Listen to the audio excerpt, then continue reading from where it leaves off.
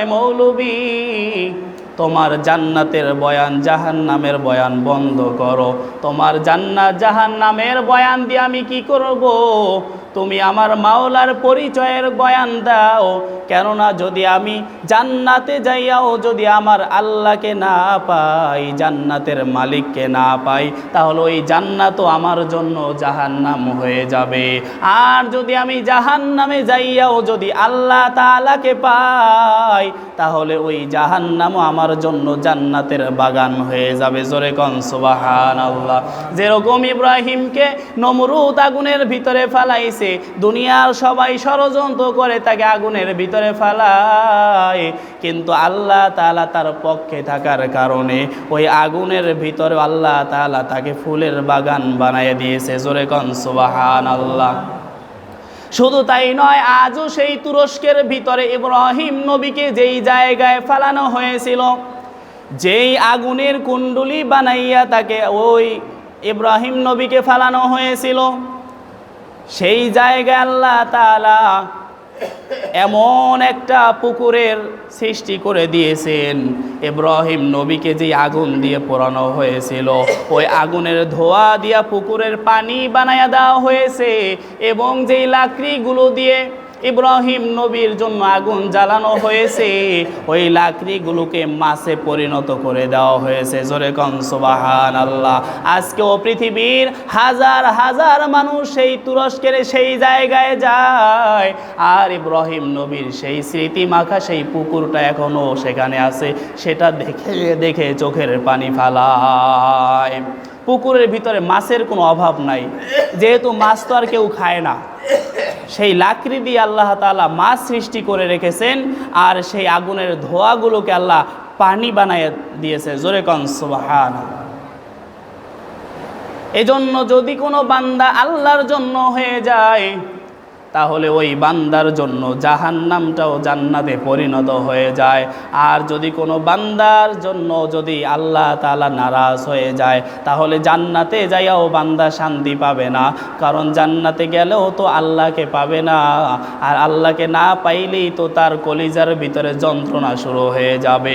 জান্নাতবাসীরা যতই নেয়ামত পাক না কেন, সব নেয়ামতের চাইতে বেশি মজার নেয়ামত হবে আল্লাহ তাআলার দিদার। যেই বান্দাদের সাথে আল্লাহ তাআলার দিদার হবে, তারা জান্নাতের সমস্ত নিয়ামতের কথা ভুলে যাবে। হাজার হাজার বছর আল্লাহ তাআলার দেখা পাওয়ার পরেও যখন আল্লাহ তাআলা পর্দার আড়ালে চলে যাবেন, তখন জান্নাতবাসীরা বলবে, আল্লাহ এত অল্প সময় আপনি দেখা দিলেন। ফেরেশতারা বলবে, এত অল্প সময় নয়, 40,000 বছর পার হয়ে গেছে, তোমরা টের পাও নাই। জোরে কোন সুবহানাল্লাহ। তাহলে জান্নাতের এত হুর গিলমান নাচ নিয়ামত সব কিছুর কথা ভুলে যাবে শুধুমাত্র আল্লাহ তাআলার দিদারকে পাওয়ার আশায়। এই জন্যই কোনো কবি বলেন, জান্নাত দোজখ সে রব ক্যা করো, আরজু হ্যায় মাই তুঝে দেখা করো। আয় আল্লাহ, জান্নাতও চাই না, জাহান্নামও চাই না, চাই শুধু তোমার একটুখানি দিদার। ওই আল্লাহর জন্য যদি বান্দা ইবাদত করতে পারে, বান্দার জন্য যদি বান্দা যদি আল্লাহর জন্য হয়ে যেতে পারে, তাহলে দুনিয়ার সব মাখলুকাত ওই বান্দার জন্য পাগল হয়ে যাবে। যেহেতু এটা রমজান মাস, নেকি কামাই করার মাস, ইবাদতের মাস, গুনাহ করার মাস নয়, এই জন্য এই মাসে বেশি বেশি পরিমাণে আমরা তওবা করব, ইবাদত করব। এই লাইলাতুল কদর 1 নম্বর কাজ হলো বেশি বেশি ইবাদত করা, নফল ইবাদত করা। 2 নম্বর কাজ হলো তওবা করা। যেহেতু রমজান মাস শেষের পথে, আর মাত্র 10 দিন আপনার আমার সামনে বাকি আছে।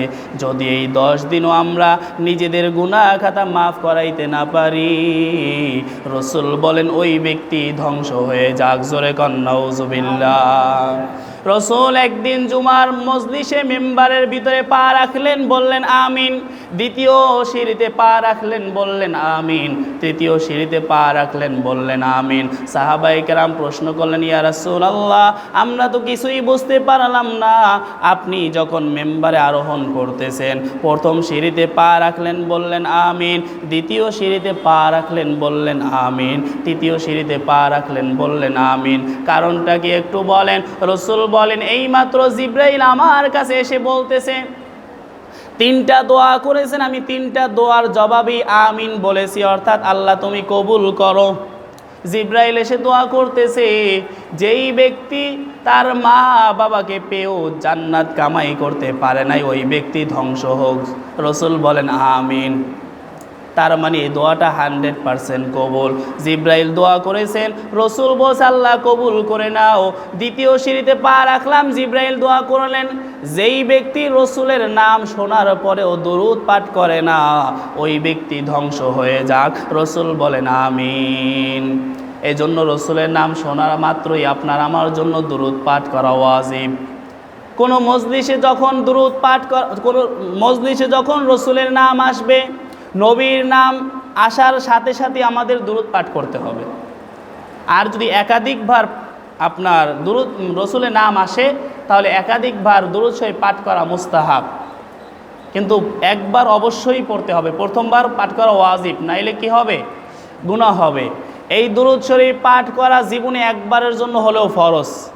জীবনে একবার হলেও কমপক্ষে দুরূদ শরীফ পাঠ করা কি ফরজ। এবং কোনো মজলিসে যখনই রসুলের নাম শুনবেন, তাৎক্ষণিকভাবে রসুলের নামের পরে দুরূদ শরীফ পাঠ করা ওয়াজিব। এবং একাধিকবার যদি শোনেন, একাধিকবার পাঠ করা মুস্তাহাব। এই জন্য আমরা সব সময় চেষ্টা করব রসুলের শানে দুরূদ শরীফ পাঠ করার জন্য।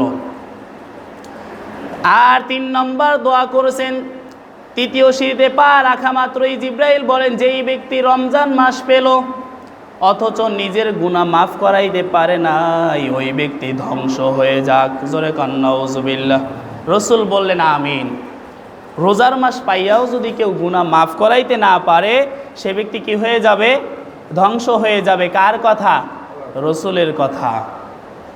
এজন্যই তো খলিফাতুল মুসলিমিন হযরতে ওমর সবাই ঈদের নামাজ পড়ে আনন্দ ফুর্তি করে, নতুন জামা কাপড় পরে আত্মীয় স্বজনের বাড়ি বেড়াইতে যায়।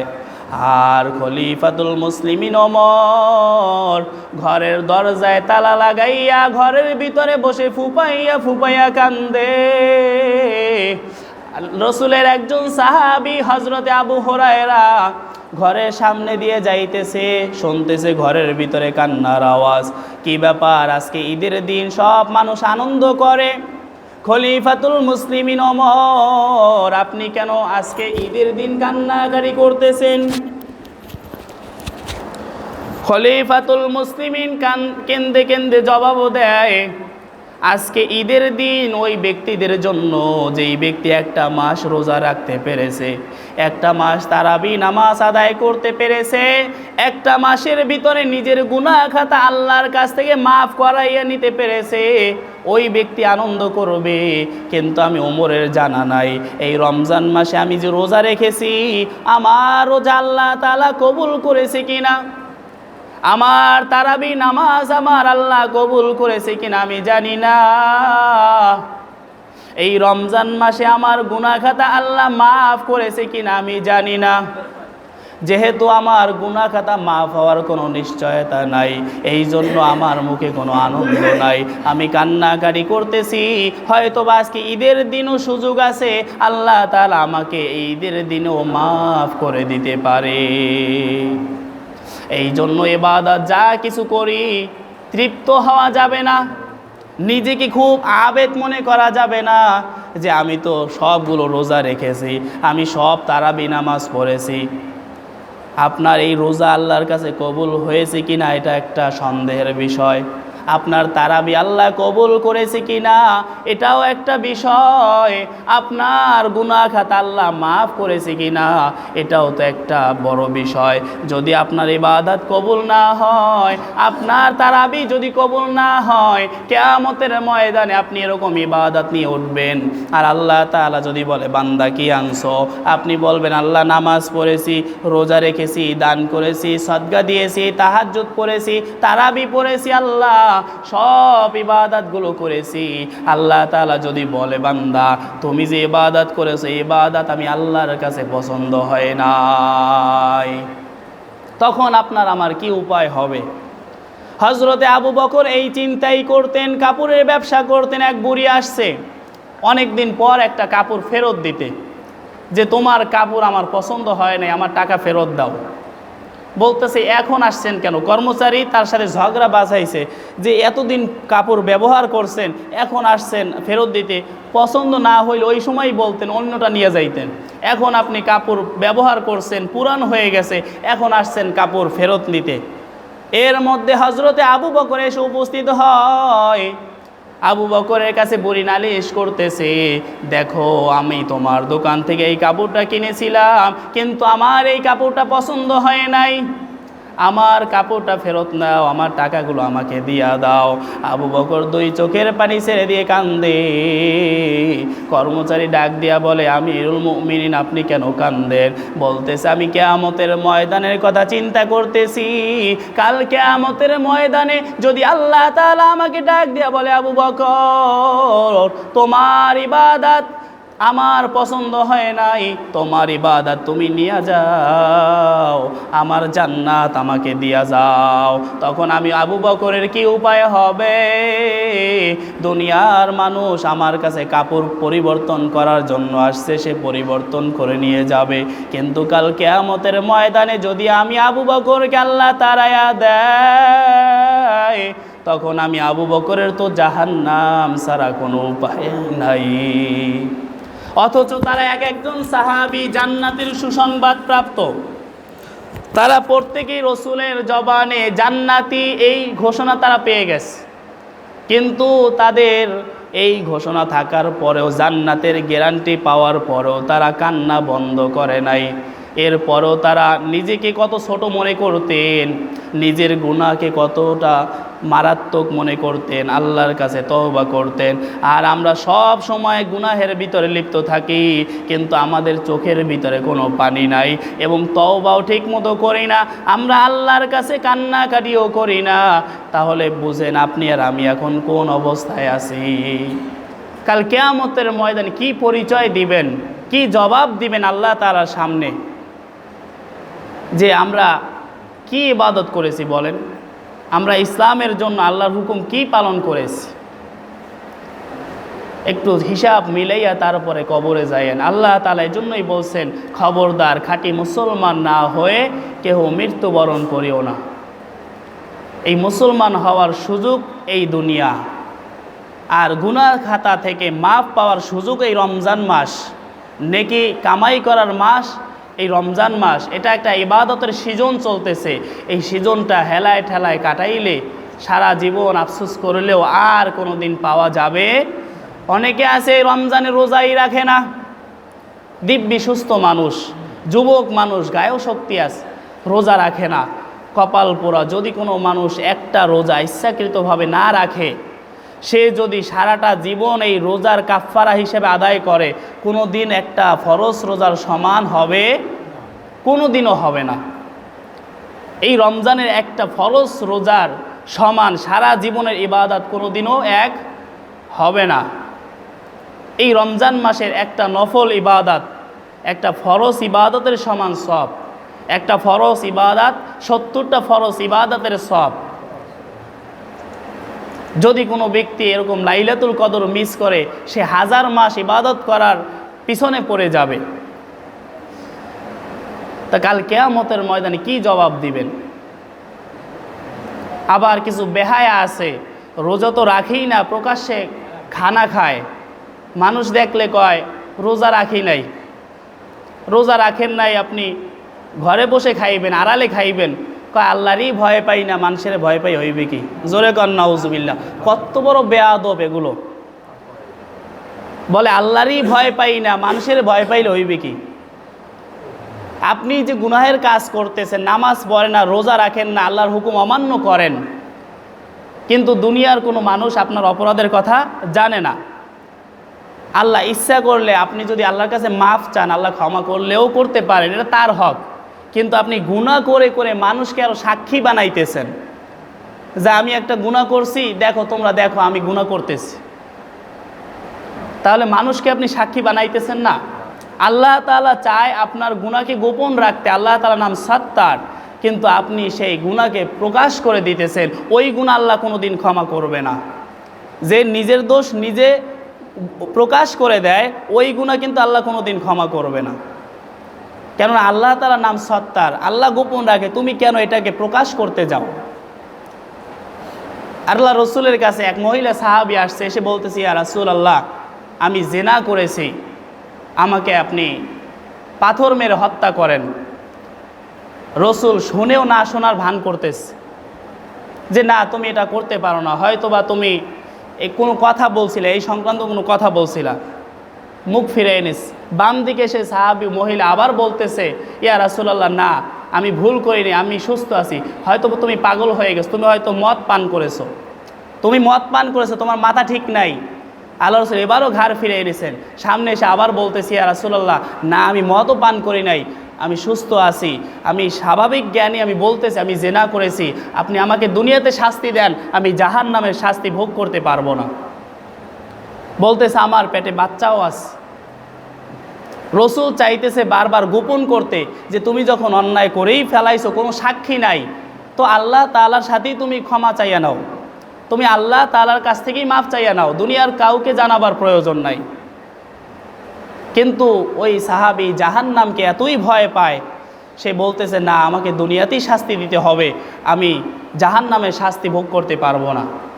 বলতেছে ঠিক আছে, যেহেতু তোমার গর্ভে সন্তান আছে, সন্তান ভূমিষ্ঠ হোক, তারপরে তুমি আবার আইসো। সন্তান ভূমিষ্ঠ হয়েছে, সন্তান কোলে নিয়ে আবার আসি, ইয়া রাসূলুল্লাহ, এবার আমাকে হত্যা করেন। রসুল বলতেছে তোমার এই শিশুর রিজিক তোমার ভিতরে, একে দুধ পান করাও, তার বড় বানাও, এ যখন নিজের হাতে খানা খাইতে পারবে তারপরে তোমার বিচার হবে। রসুল চিন্তা করছেন হয়তোবা এই সন্তানের মুখের দিকে তাকাইয়া মায়ায় হলেও, সন্তানে মায়া হলেও ওই মহিলা বেঁচে থাকার আশা করবে, সে আর এই শাস্তি চাইবে না। কিন্তু মহিলা সাহাবী এতই আল্লাহ তাআলার আশিক ছিলেন, জাহান্নামের এতই ভয় তারা করেছেন।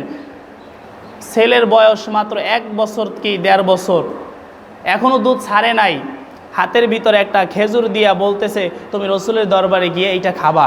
রসুলকে বলতেছি, ইয়া রাসূলুল্লাহ, দেখেন আমার ছেলে এখন নিজের হাতে খানা খাইতে পারে, এখন আপনি আমাকে শাস্তি দেন। এরপরে রসুল বাধ্য হয়ে, যখন এই সাহাবী কোনোভাবেই ফিরতেছে না, সবাইকে ডেকে একত্রিত করলেন, তাকে গর্তের ভিতরে গাড়লেন, এরপরে তাকে পাথর মেরে তাকে যখন মারা হইতেছে, এক সাহাবীর শরীরে ওই পাথরের আঘাতের কারণে মহিলা সাহাবী রক্ত ছিটে তার গায়ে আসছে, আর সাহাবী ঘৃণা করে বলতেছে এক জিনাকারী রক্ত আমার শরীরে লাগছে, নাউজুবিল্লাহ, এরকম ঘৃণা করতেছে। তখন রসুল সতর্ক করে বললেন, সাবধান, আমার এই সাহাবীকে তোমরা খারাপ বলো না। এই যে সাহাবীর যে তওবা, এই তওবার কারণে আমার উম্মতের সমস্ত উম্মতের জন্য এই মহিলার সুপারিশ যথেষ্ট হয়ে যাবে, তার তওবা। জোরে কান সুবহানাল্লাহ। তিনি এমন তওবা করেছেন, তার তওবায় আল্লাহ তাআলা এত বেশি খুশি হয়েছেন, সে যদি আমার উম্মতের ব্যাপারে সুপারিশ করে, তার সুপারিশ আল্লাহ তাআলা অবশ্যই কবুল করবে। জোরে কান সুবহানাল্লাহ। শুধু তাই নয়, রসুল ওই মহিলা সাহাবীকে নিজের হাতেই কবরের ভিতরে নামাইছে। জোরে কান সুবহানাল্লাহ। তখন সাহাবীর আফসোস করতেছে, আহারে, আজকে এই লাশটা যদি এই মহিলার না হইয়া যদি আমাদের কারো হইতো, রসুলের হাতে দাফন হইতেছে, রসুলের সামনে জানাজা হইতেছে, কত বড় সৌভাগ্য, কত বড় খুশ নসিব। তাহলে তারা নিজের একটা গুনাহকে কি পরিমাণ ভয় করেছেন, তারা দুনিয়াতে শাস্তি নিতে রাজি হয়, কিন্তু জাহান্নামে শাস্তি নিতে তারা রাজি হয় না। এই ঘটনাটি বলার উদ্দেশ্য হলো যে আপনি যদি অপরাধ করেন, গুনাহ করেন, এই গুনাহটা আপনি প্রকাশ করতে পারবেন না, এই অধিকার আপনাকে দেওয়া হয় নাই। আপনি গোপনে অন্যায় করেছেন, গোপনে আল্লাহর কাছে ক্ষমা চান, আল্লাহ আপনাকে মাফ করে দেবেন। আপনারটা আপনি এবং আপনার আল্লাহ জানবে, কথা বলেন ঠিক কিনা? কিন্তু এইটাকে আপনি মানুষকে কেন জানান? মানুষকে জানাইলে ওই গুনাহ আল্লাহ তাআলার কাছে আর ক্ষমা হবে না। এই জন্য যারা রোজা রাখেন না, মেহেরবানি করে আজ থেকে তওবা করেন, ওই রোজা রাখা শুরু করে দেন। রোজা রাখলে কোনো অসুখ বিসুখ কিছুই হয় না, এগুলো বেহুদা কথা। রোজা রাখার দ্বারা শরীর ভালো থাকে। মানুষের শরীরটাকে আল্লাহ এমন কায়দায় সৃষ্টি করেছেন যে এই শরীরের ভিতরের যে আপনার পাকস্থলী আছে, কিডনি আছে, হার্ট আছে, যেগুলোই আছে এগুলোর একটা রেস্টের প্রয়োজন আছে। আমরা কিছুক্ষণ হাঁটলে আমাদের পা ব্যথা হয়ে যায়, আমাদের বেশিক্ষণ কথা বললে আমাদের মুখ ব্যথা হয়ে যায়, গলা শুকিয়ে যায়। তাহলে ঠিক তেমনইভাবে বছরে 11টা মাস আপনি শুধুমাত্র খাইতেছেন আর খাইতেছেন, একটা মাস আপনার যদি ভিতরটা রেস্ট পায়, আপনার শরীরটা আবার রোগ ব্যাধি মুক্ত হয়ে যাবে, আপনি আবার পুনরায় সুস্থ স্বাভাবিক জীবনযাপন করতে পারবেন এই রমজানের দ্বারা। এছাড়া আল্লাহ তাআলার কাছে অশেষ পুরস্কার তো আছেই। আল্লাহ তাআলা বলছেন, আস-সাওমু লি ওয়া আনা আজজি বিহি, রোজা আমার জন্য, এর পুরস্কার আমি আল্লাহই দিয়া দিব। এজন্য আসুন এই রোজা আমরা রাখবো, অবশ্যই রাখবো, এটা আল্লাহ তাআলার ফরজ হুকুম। এই হুকুম থেকে আমরা যেন কেউ সরে না যাই। তারাবি নামাজ নিয়মিত আদায় করব। রসুল বলেন, আল্লাহ তোমাদের উপর রোজার বিধান ফরজ করে দিয়েছে আর আমি তারাবিকে তোমাদের জন্য সুন্নাত করে দিয়েছি। জোরে কন সুবহানাল্লাহ। তাহলে রসুলের একটা আদেশ। এই জন্য আমরা আসুন এই রমজান মাসে এখন থেকে আর কোনো গুনাহের কাজ করব না, প্রকাশ্যে কোনো পানাহার কোনো কিছুই আমরা করব না। যদি একান্ত কেউ বৃদ্ধ হয়, অসুস্থ থাকে, একেবারেই কোনো ডাক্তার যদি বলে সে রোজা রাখতে পারবে না, তাহলে তার জন্য পরবর্তীতে ব্যবস্থা আছে, সে ফেদিয়া দিয়ে দিবে, সে গরিব মিসকিনকে খানা খাওয়াবে, কিন্তু তারপরও রোজার ফেদিয়া দিতে হবে। রোজা একেবারে মাফ হয়ে যায় না। আল্লাহ তাআলা আমাদের সবাইকে বোঝার এবং আমল করার তৌফিক দান করুক। সকল বলি আমিন। আমা আলাইনা ইল্লাল বালাগ। আসসালামু আলাইকুম ওয়া রাহমাতুল্লাহি ওয়া বারাকাতুহু। আর একটা বিষয় হলো সদকাতুল ফিতরের বিষয়। এবছর সদকাতুল ফিতর আপনার সর্বনিম্ন হলো 110 টাকা এবং সর্বোচ্চ হলো 2805 টাকা। এই পর্যন্ত এবছরের ফিতরা নির্ধারণ করা হয়েছে। এই জন্য অনেকে মনে করে যে 110 টাকা যখন ধরছে 110 টাকাই দেয়, কিন্তু কারো তাওফিক আছে আরও বেশি, সে বেশি দিবেন। যে একেবারে দুর্বল গরিব সে 110 টাকা দিবে, কিন্তু আমরা মনে করি ওই গরিব মানুষও যা দেয় ধনী মানুষও তা দেয়। এই জন্য আমরা একটু বেশি দেওয়ার চেষ্টা করব। যাদের তাওফিক আছে তারা কি করব, একটু বেশি পরিমাণে সদকায়ে ফিতর দিব।